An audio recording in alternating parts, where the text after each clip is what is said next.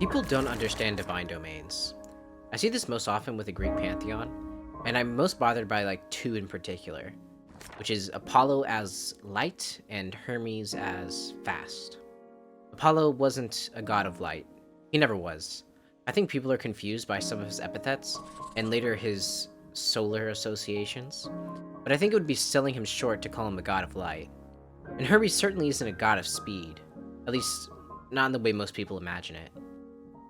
When modern audiences look back at these gods, for some reason we want to apply some sort of elemental, or I can't exactly describe it, simple and clean boiling down of domains.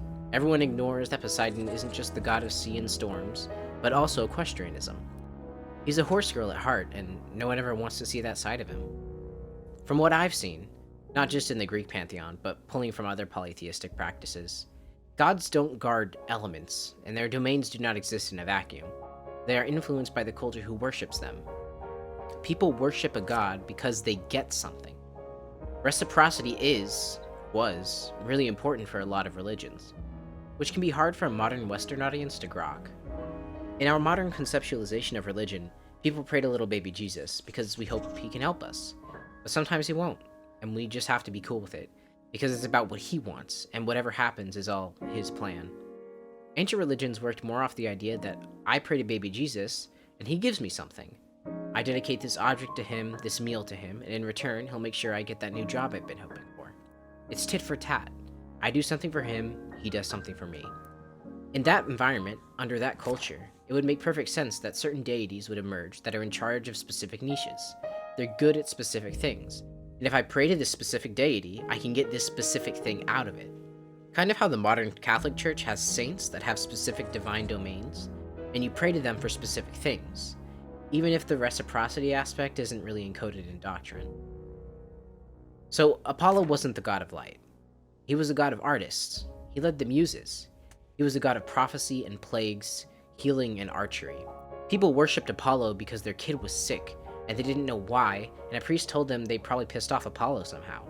So they made an offering to him and told Apollo, hey man, I'm gonna do this for you, now you make my kid healthy again.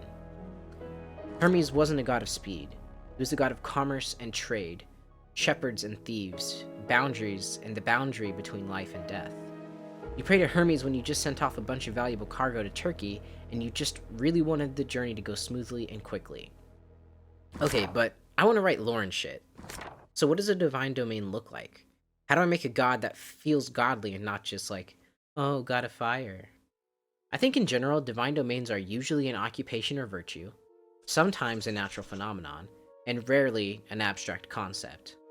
Let's look at Zeus for that breakdown. So breaking down Zeus into that framework, we can kind of see how the occupations and virtues take up the majority of his domains.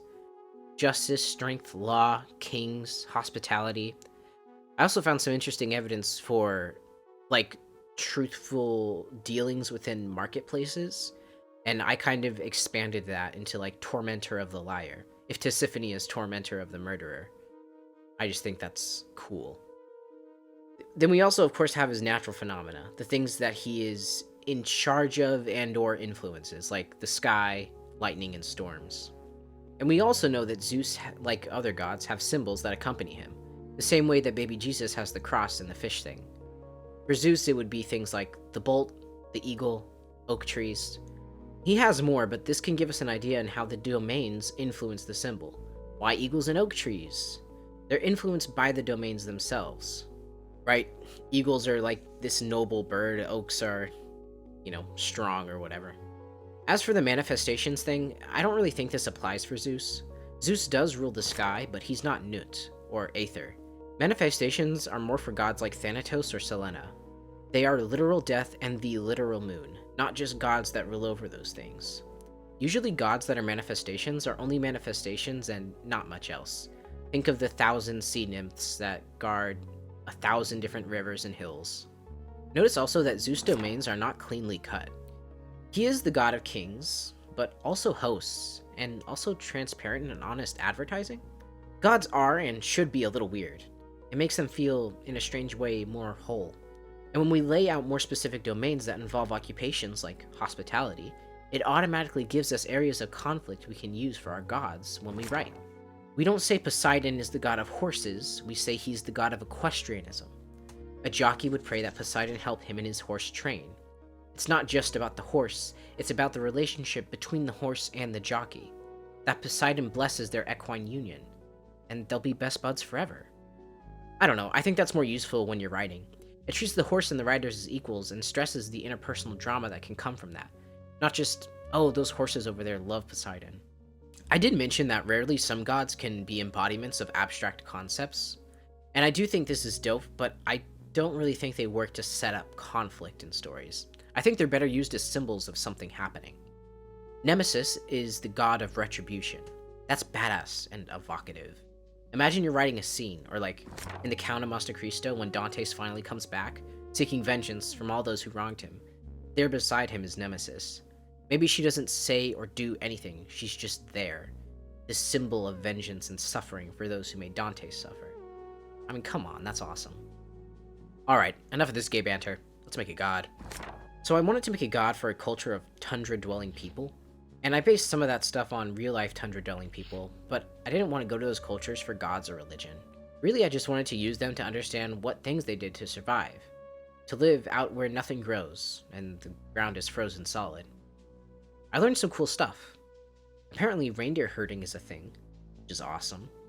Snow igloos aren't just a funny house made of ice, it's actually a brilliantly engineered piece of tech, made to be warm whilst using as little fire as possible to conserve resources. Everything is done for a reason. So how do I make a god these people will worship? Why the hell would they ever worship them? In my world, gods are real. They used to be real people. Saints who did great things. After they died, the collective consciousness of humanity got fucky and thought, oh, that guy? Nah, he's still alive. And there you go. Now an immortal amalgamation of everything everyone has ever thought of this person is now mashed and forced into one body. Things get weird. But before I can go designing a god, I should probably write down potential domains they could take. So I made a couple of lists. First, I wanted to figure out what things are important for survival in the tundra. What would a tundra-dwelling culture need, and what is especially important or unique to them apart from other cultures? And when I did research, I found 3 main things I wanted to stress. The hearth, fishing and whaling, and reindeer herding. It's not a lot of stuff, but I think it's enough for what I wanted. I also listed some cultural things that I might want to emphasize, like textiles, singing, and pottery. I should mention that pottery actually isn't that big in North Canada, with the Inuit and the tundra-dwelling people there. There just isn't a lot of evidence that pottery was used to the extent that it would be used elsewhere in the world, especially in Mesopotamia. And finally, I made a list of cool symbols that might be culturally relevant for these tundra-dwelling people. This one was by far the longest, and I kind of just put down anything I thought was cool, and also existed in tundras. I thought this was a good start, and looking at my list, my first thought was, oh, maybe like a thing that has a reindeer skull and antlers. And then I thought, you dumb bitch, you can do better than that. So I made a list of things I absolutely do not want, and things I actually do want the design to have. I don't want a generic Native American thing that relies on stereotypes or things like that. I want this to be an imagined culture influenced by the environment. I might want to take little bits and pieces from real-world cultures, but I don't want to turn it into some grotesque puppet. I don't really have the right words for it. I don't want it to be busy or overwhelming, and I definitely don't want a reindeer skull mask. Like, for God's sake, I can do better than that. The design should be grotesque and unsettling, a little surreal, and I had some other nitpicky things about symbolism and XYZ. To get my brain going in the right direction, I looked back on some of the other god designs I did in the past, as a way of setting a stylistic goal. Kind of what I wanted and the things that I've done before that worked. Here's some examples. This girl is my favorite. She's kind of awesome, even though she's just a bunch of hands. Eventually I decided that having lichen growing from the eyes or head of the god would be cool, so I started rolling with that. I saw a picture of some Nenet women in culturally significant clothing of some kind, and I thought I would try to incorporate some of those designs into mine, which I don't love how I ended up using it, but I'll get back to that later. This was the design and pose I ended up with. and I used this picture of this woman I thought was really cool as reference for the body type as well. And I started moving forward with the process. And then I was looking at the composition, at this picture, and even though it was only a sketch, I knew it wasn't right. I spent a while on this. What little time I had between work, and even though I had already sunk quite a bit into it, I couldn't justify continuing this to myself, because I knew I didn't want to spend the next week or longer polishing this thing that I thought was just fine. So I went back to the drawing board, sad and second-guessing everything I've ever done, asking Apollo why he'd done this to me, cursing the muses. Oh, what? Oh, that's cool. I found this picture by surrealist photographer Charles Fréger. I don't know how to pronounce French. And for some reason, I called it the Bishop of Lyon. When I found this bishop, I was looking through these old pictures and thought, now there's a naturalistic pose. It fit perfectly with my idea of what I wanted, and I had no luck finding another pose reference online, so I grabbed this, and I imagined what it would be like if I did something with it. It was giving surrealist chic. It was giving Baba Yaga Queen. So I modified my ideas and made this old lady. Yeah, she's pretty cool. I wanted to mention that even though at this point I had no intention of showing her legs or face, I really wanted to take the time to draw them out and understand the three-dimensionality of the figure. I think it's a really important step for people like me, who are actively in the process of learning how to draw and don't really have an intuitive instinct yet for what the body looks like beneath the clothing. Experts can get away with drawing just the dress first, just the top layer and still understanding the anatomy, but I can't. Because I'm a baby artist who's still learning how all that stuff works. And that's okay. It's fun to learn. I sketched up some details and tried to get it to match the unfinished Hermes I made a few weeks before. You might notice my Hermes is looking a lot more dynamic than my Baba Yaga Queen. You'd be right. We'll get back to that later. So here's the final line work, and a color test I did. Now time for the part I know nothing about. For this project, I wanted to try stylizing my character in a way reminiscent of Gen Z's art direction.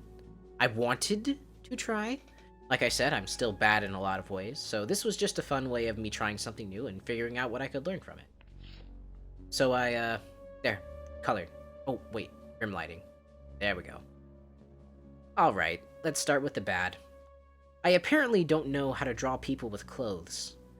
I always show a lot of skin because I think the human body is really aesthetic and has some interesting ways of generating shapes. And like in my Hermes and Lucifer, I find ways to emphasize those cool shapes and shadows with lines. But for God's sake, I can't do it when they have clothes on. Like, I just don't understand yet how fabric works or how it can be interesting, because I know it can be. But because of that, I just let the lower dress kind of be there. It's not contributing in any meaningful way to the flow or composition, which is a shame. The other bad thing I wanted to mention, I don't know how to design clothes. I wanted to make something that flirted with the Nenets clothing, but I ended up just copying it. Which is like, what the hell happened there? Lesson learned, be better at clothing. I think it was a really good step in that direction though. Like, check out this arm. That's a pretty good arm, man. The gradient and hard lighting combined is really cool, and I want to do more of that in the future. I'm imagining when I do this again, it'll be that arm, but everywhere. I really also like how the lichen on the dress turned out. I think it's an interesting pattern. I think it kind of complements the fucked up bits on the head. Speaking of fucked up bits, man, I wish this god was creepier. She looks way too normal for my taste. Like I said, my favorite design I've ever done was the Lady of Brass. And again, I know, she's a bunch of hands, but I think she looks metal as hell. I want divine beings to be scary and unsettling. So when I eventually do this Tundra god again, I really want to make sure I play around with body parts in a gross way. Because I don't think the tryptophobia hits the same way a million hands coming out of a suit of armor does. Oh yeah, wait, she's a god. Now that I finished the design, I think I can go back and better apply divine domains to my lovely lady here. These were the domains I first imagined her taking, and I knew as I wrote with her I would be able to iron these out more. So I did. I took an hour to look at the domains I had and imagine what situation this woman could have been in to acquire these specific domains. I thought, well, there must have been some cataclysm that made her immigrate somewhere in the wilderness, in the tundra. And she helped other people immigrate, probably, and probably a lot of those people were refugees. I also named her Saint Jurek because, I don't know, I thought she was Polish for some reason. But, anyways, that's how I ended up with this scene of her being the leader of some colony, and being forced by circumstance into accepting way more refugees than anyone could think reasonable. And despite everything, despite the insurmountable odds, she does it. That's what makes her a saint. Because she was able to recolonize land that humans were forced out of, and establish a civilization there. Obviously, in real life, great man history is rubbish, but I think in writing it's actually very useful. Now, I'm not going to read this out loud, but if you want to, you can pause or look at the description. Through writing, I was able to better realize her domains. Like, why is she the god of medicine, immigrants, and reindeer herding? Because all of those things were important. Because those were the things that she was able to teach people, or at least help them with. And maybe she didn't actually do all of those things, right? The truth is different from the mythology of it. But I think when people look back and worship her, they attribute these things to her, even if she wasn't responsible for them directly. Like in the fiction, there's actually a doctor that's in charge of the red lichen. She's the one who is working through how to breed them, how to change the stock so that they can be better used for food or even medicine. But in the folklore of it all, in the mythology that develops, it's actually the saint. The saint gets all that credit. And I don't think that's a bad thing. I think that's just naturally what happens when we look back at history. I feel like with this, we have a pretty solid god on our hands. She's cool. She has a reason for people to worship her. And all of her domains nicely set up conflict when I write with her. So, yeah. Fuck, was that useful? Was any of that helpful? God damn it, I'm so tired.